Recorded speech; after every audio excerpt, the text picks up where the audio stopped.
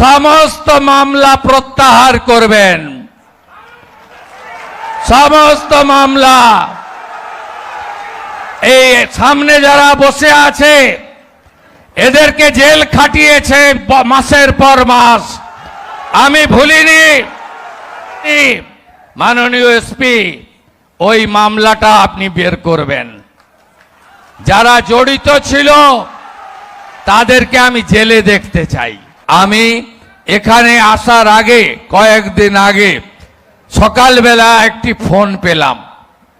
ফোনটি ভারত সরকারের স্বরাষ্ট্র ও সমবায় মন্ত্রী অমিত শাহজির। তিনি বললেন যে শুভেন্দু ক্ষুদিরাম বসুর পৈতৃক ভিটে বাড়িটা ভগ্ন, ওখানে অনেক কাজ করতে হবে, ওখানে অনেক কিছু করতে হবে, তুমি কি কিছু পরিকল্পনা করেছো? আমি তখন ওনাকে বললাম, আমরা পাঠ্যপুস্তকে সিঙ্গুরে টাটাকে তাড়ানোর কথা পড়ি, কিন্তু বীর বিপ্লবী ক্ষুদিরাম বসু বা মা মাতঙ্গিনী হাজরার কথা আমরা সিলেবাসে সেভাবে আমাদের নতুন প্রজন্মকে, আগামী প্রজন্মকে, ছাত্র ছাত্রীদের কাছে আমরা তুলে ধরতে পারিনি। বললাম আমি শিক্ষা দপ্তরকে বলবো, সিলেবাসে ওই 4 লাইনেই ক্ষুদিরাম বসুকে শেষ করলে হবে না, আরো বেশি করে পড়ান, আরো বেশি করে জানাতে হবে আমাদের যুবক যুবতী ছাত্র ছাত্রীদের।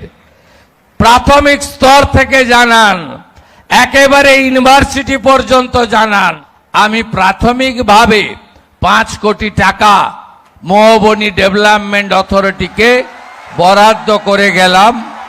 আমি চাই, কেশপুর মানে বোমাগুলির আওয়াজ, কেশপুর মানে মিথ্যা মামলা, কেশপুর মানে সন্ত্রাস, কেশপুর মানে একদলীয় ব্যবস্থা, কেশপুর মানে রাজ্য কেন্দ্র সরকারের সব উন্নয়নের কাজ থেকে কাটমানি, কেশপুর মানে পঞ্চায়েত মানে লুট। এসব জিনিস বন্ধ করতে হবে, বন্ধ করতে হবে। কেশপুর মানে ক্ষুদিরাম বসুর কেশপুর। কেশপুরে প্রত্যেকটি বাড়িতে শৌচালয়, প্রত্যেকটি গরিবের বাড়িতে প্রধানমন্ত্রী আবাস, প্রত্যেকটি গরিবের বাড়িতে প্রধানমন্ত্রী সূর্য ঘরে আলো, সোলার আলো। কেশপুর মানে ভালো ভালো বিদ্যালয়, ভালো ভালো কলেজ। কেশপুর মানে হসপিটালটা ভালো হবে, রেফার হবে না। কেশপুর মানে রাস্তাঘাট চকচক করবে। কেশপুর মানে সবাই আনন্দে থাকবে, কেউ পিএম কিষাণ পাবে, কেউ অন্নপূর্ণা যোজনা পাবে, সবাই আয়ুষ্মান ভারত পাবে। এই কেশপুর আমি চাই। এই অবিভক্ত মেদিনীপুর জেলার ভূমিপুত্র হিসেবে আমাকে অনেক কাজ করতে হবে, কারণ 34 বছরের কমিউনিস্টের রাজত্ব, 15 বছরের তৃণমূল কংগ্রেসের রাজত্ব, তারা না দিয়েছে স্বাধীনতা সংগ্রামীদের সম্মান, না তুলে ধরেছে আমাদের রাষ্ট্রবাদের অতীত ইতিহাস, না জানতে দিয়েছে আমাদের নতুন প্রজন্মকে। আমরা পাঠ্যপুস্তকে সিঙ্গুরে টাটাকে তাড়ানোর কথা পড়ি, কিন্তু বীর বিপ্লবী ক্ষুদিরাম বসু বা মা মাতঙ্গিনী হাজরার কথা আমরা সিলেবাসে সেভাবে আমাদের নতুন প্রজন্মকে, আগামী প্রজন্মকে, ছাত্র ছাত্রীদের কাছে আমরা তুলে ধরতে পারিনি। আমরা তুলে ধরতে পারিনি যে 1908-এর 11ই আগস্ট কেন বলিদান দিতে হয়েছিল বীর বিপ্লবী ক্ষুদিরাম বসুকে। আমরা তুলে ধরতে পারিনি 1942-এর 29শে সেপ্টেম্বর এক হাতে শঙ্খ, এক হাতে জাতীয় পতাকা নিয়ে কেন তমলুকের বানপুকুরে মা মাতঙ্গিনী হাজরাকে দেহ রাখতে হয়েছিল। আমাদের কেউ জানে না যে বীর বিপ্লবী ক্ষুদিরাম বসু তিনি মেদিনীপুরে অনুশীলন সমিতি তৈরি করে এক কঠিন লড়াই ব্রিটিশদের বিরুদ্ধে শুরু করেছিলেন।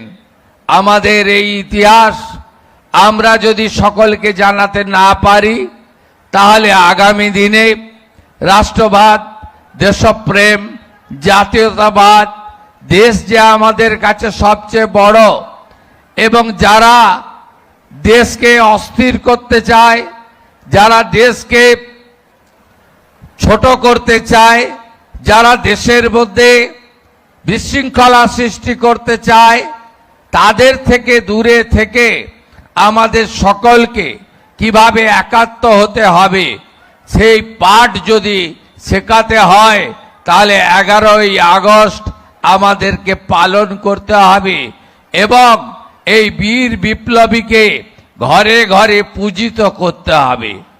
আমি জানি যে এখানে অনেক উন্নয়নের কাজ থেকে আপনারা বঞ্চিত হয়েছেন।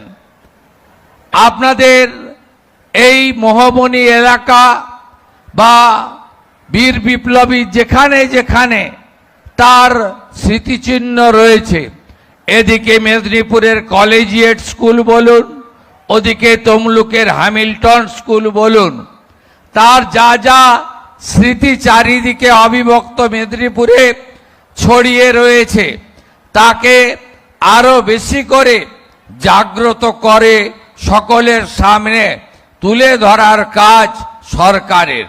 বিগত সরকার সে কাজ পালন করেনি। মহাবরী উন্নয়ন পর্ষদ তৈরি হয়েছে, স্কিম হয়নি। মহাবরী উন্নয়ন পর্ষদ তৈরি হয়েছে, টাকা দেওয়া হয়নি। মহাবরী উন্নয়ন পর্ষদ তৈরি হয়েছে, ভাষণ হয়েছে, কাজ হয়নি। কিন্তু বর্তমান সরকার আপনাদের স্বপ্ন পূরণ করতে চায়। তাই আপনাদের এখানে আজকে আমি দুর্যোগপূর্ণ আবহাওয়া সত্ত্বেও আমি অনেকটা পথ রাস্তা পেরিয়ে পৌঁছেছি, কারণ এটা কর্তব্য এই রাজ্যের মুখ্যমন্ত্রীর। সেই কর্তব্য দায়িত্ববোধ আগের লোকেরা পালন করেনি বলে আমিও পালন করব না, এটা হতে পারে না। এই পালন আমাদের করতেই হবে।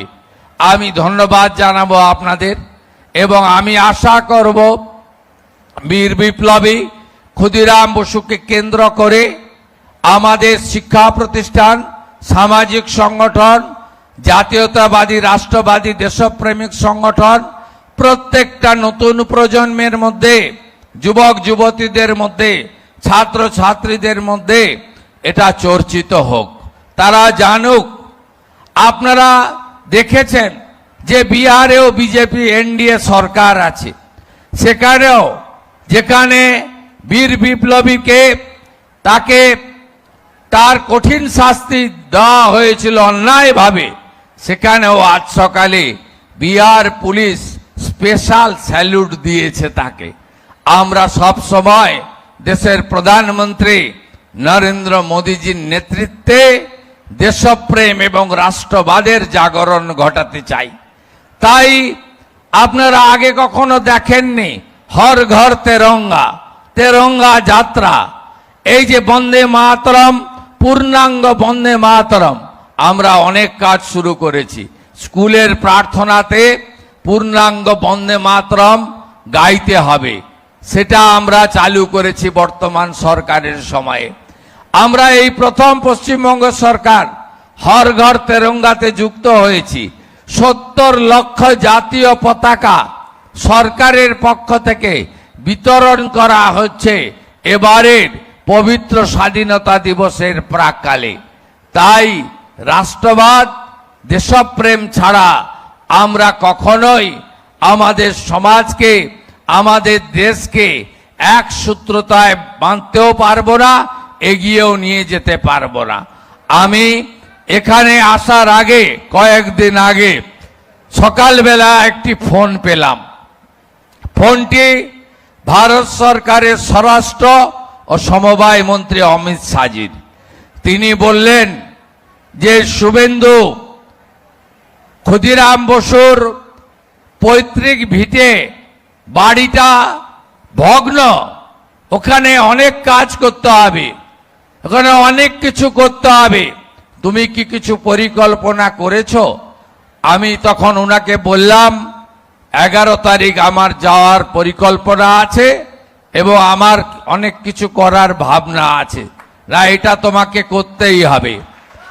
আমি অমিত শাহজিকে ধন্যবাদ জানাই, কৃতজ্ঞতা জানাই যে তিনি কেশপুরের মোহবনির কথা, এই বীর বিপ্লবীর কথা আমাকে উপদেশ এবং নির্দেশের আকারেও তিনি দিয়েছেন। এটা আমি আরো উদ্বুদ্ধ হয়েছি। খুব অল্প সময়ে সরকার, মাত্র 3 মাস, আমরা সব এই সময়ের মধ্যে সব জিনিস ঠিকঠাক মতো আমাদের গুছিয়ে নিয়ে শুরু করা সম্ভবও নয়, তো আমরা চেষ্টা করছি। আমাদের একটু সময় লাগবে, সব করে দেব। শুধু মুখের পরিবর্তন, দলের পরিবর্তন, ঝান্ডার পরিবর্তন নয়, ব্যবস্থারও পরিবর্তন জনগণ দেখতে পাবেন, এই বিশ্বাস আপনারা রাখতে পারেন। আমি মাননীয় জেলা শাসক মহোদয়া, যিনি মোহবনী উন্নয়ন পর্ষদের চেয়ারম্যান, মানে প্রশাসকও বটে বর্তমান, তার কাছ থেকে পরিকল্পনা পেয়েছি। তার পৈতৃক ভিটাকে আরো সংস্কার, রিনোভেশন, এখানে একটি মিউজিয়াম, এখানে ক্ষুদিরাম বসুকে নিয়ে একটি গ্যালারি, একটি লেজার শো, আলো শো এর ব্যবস্থা, এবং এখানে যারা বাইরে থেকে আসবেন দর্শন করতে, এই পুণ্যভূমিকে, যারা এখানে আসবেন ইতিহাস লিখতে, গবেষণা করতে, স্বাধীনতা সংগ্রাম এবং জাতীয়তাবোধ সম্পর্কে জানতে, বীর বিপ্লবীর লড়াইয়ের কথা, অতীতকে চিনতে জানতে, তাদের জন্য থাকার আবাস, সব মিলিয়ে একটা পূর্ণাঙ্গ ডিপিআর তৈরি হবে। পূর্ণাঙ্গ ডিপিআর তৈরি করলে তার অর্থের কোনো অভাব হবে না। আমি প্রাথমিকভাবে 5 কোটি টাকা মোহবনী ডেভেলপমেন্ট অথরিটিকে বরাদ্দ করে গেলাম। এই টাকা ট্রান্সফার হয়ে যাবে তাদের অ্যাকাউন্টে, এবং জেলা শাসক আগামী কয়েকদিনের মধ্যে, এই বর্ষা চলছে, টেন্ডার প্রক্রিয়া সম্পূর্ণ করবেন। আমি চাই অক্টোবর মাসে যখন বর্ষা চলে যাবে পূর্ণোদ্যমে কাজ শুরু হবে, এবং আগামী বছর আমি যেন এখানে এসে যা যা বলে গেলাম এগুলো চোখে দেখতে পাই। এ দায়িত্বটা আমি জেলা শাসককে দিয়ে গেলাম, এবং 5 কোটি টাকা পশ্চিমবঙ্গ সরকার মোহবনী উন্নয়ন পর্ষদকে প্রাথমিকভাবে বরাদ্দ করলো। প্রাথমিকভাবে এই জন্য বললাম যে পরিকল্পনা আমার আছে, আর যে পরিকল্পনা আমি করার জন্য জেলা শাসক তথা প্রশাসককে বললাম, এটা করতে 5 কোটি টাকা নয়, অনেক টাকা লাগবে। যত টাকাই লাগুক এই কাজগুলো করতে অর্থ কোনো বাধা হবে না, এটুকু আমি আপনাদের কাছে বললাম। আমি শিক্ষা দপ্তরকে বলবো, সিলেবাসে ওই 4 লাইনেই ক্ষুদিরাম বসুকে শেষ করলে হবে না, আরো বেশি করে পড়ান, আরো বেশি করে জানাতে হবে আমাদের যুবক যুবতী ছাত্র ছাত্রীদের। প্রাথমিক স্তর থেকে জানান, একেবারে ইউনিভার্সিটি পর্যন্ত জানান, এবং এর উপরে উনার বিপ্লব, উনার ভাবনা, উনার যেটা মাথা উঁচু করে হার না মানা লড়াই, জীবন মৃত্যুকে পায়ের ভিত্ত করে অত্যাচারী ব্রিটিশের দড়ি, ফাঁসির দড়ি গলায় নেওয়া, বন্দে মাতরম গাইতে গাইতে, হাতে গীতা নিয়ে যে লড়াই তিনি শুরু করেছিলেন, এই লড়াই সকলের জানা দরকার, সকলকে জানানো দরকার, সকলকে বলা দরকার, এটাই আমি মনে করি। আমাকে বাঁকুড়া যেতে হবে, যদি অনুমোদন দেয় হেলিকপ্টারে, আর অনুমোদন না পাওয়া গেলে রাস্তাতে। কারণ আপনারা আমাকে চেনেন, আমি কখনো শুরুতে বিশ্বাস করি না, আমি সম্পূর্ণতায় বিশ্বাস করি। আমার জীবনে আমি সব সময় এতে করি, এবং কথা যদি দেন ভেবে দেবেন, আর যদি দিয়ে দেন সে কথা রাখবেন, নইলে মানুষের কোনো মূল্য থাকে না। আপনারা সবাই ভালো থাকবেন। আমি চাই, কেশপুর মানে বোমা গুলির আওয়াজ, কেশপুর মানে মিথ্যা মামলা, কেশপুর মানে সন্ত্রাস, কেশপুর মানে একদলীয় ব্যবস্থা, কেশপুর মানে রাজ্য কেন্দ্র সরকারের সব উন্নয়নের কাজ থেকে কাটমানি, কেশপুর মানে পঞ্চায়েত মানে লুট। এসব জিনিস বন্ধ করতে হবে, বন্ধ করতে হবে। কেশপুর মানে ক্ষুদিরাম বসুর কেশপুর। কেশপুরে প্রত্যেকটি বাড়িতে শৌচালয়, প্রত্যেকটি গরিবের বাড়িতে প্রধানমন্ত্রী আবাস, প্রত্যেকটি গরিবের বাড়িতে প্রধানমন্ত্রী সূর্য ঘরে আলো, সোলার আলো। কেশপুর মানে ভালো ভালো বিদ্যালয়, ভালো ভালো কলেজ। কেশপুর মানে হসপিটালটা ভালো হবে, রেফার হবে না। কেশপুর মানে রাস্তাঘাট চকচক করবে। কেশপুর মানে সবাই আনন্দে থাকবে, কেউ পিএম কিষাণ পাবে, কেউ অন্নপূর্ণা যোজনা পাবে, সবাই আয়ুষ্মান ভারত পাবে। এই কেশপুর আমি চাই। আমি এসপিকে বলে গেলাম, অনেক অত্যাচার সহ্য করেছে নরেন্দ্র মোদী জিন্দাবাদ বলার জন্য, অনেক মানুষ অনেক অত্যাচার সহ্য করেছে। সমস্ত মামলা প্রত্যাহার করবেন, সমস্ত মামলা।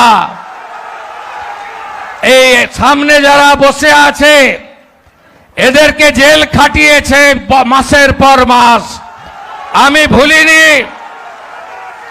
24 সালে লোকসভা ভোটে এই কেশপুরে আমাকে সভা করতে বাধা দেওয়া হয়েছিল, মানিনি আমি।